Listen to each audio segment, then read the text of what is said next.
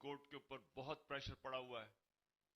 ये कौम वैसे जो चीफ जस्टिस पाकिस्तान के सुप्रीम कोर्ट, जिस तरह उन्होंने इस माफिया के खिलाफ आइन को अपहोल्ड करने के लिए, आइन के लिए स्टैंड लिया हुआ, सारी कौम आज अपने चीफ जस्टिस और सुप्रीम कोर्ट को सलाम पेश कर रही है। क्योंकि ये वो लोग हैं जिन्होंने सिर्फ और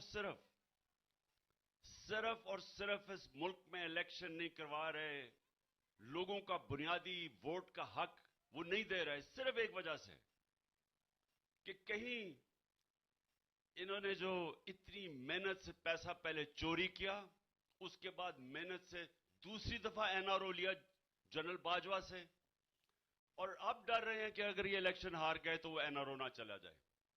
इसलिए ये पाकिस्तान को उस तरफ धकेल रहे हैं।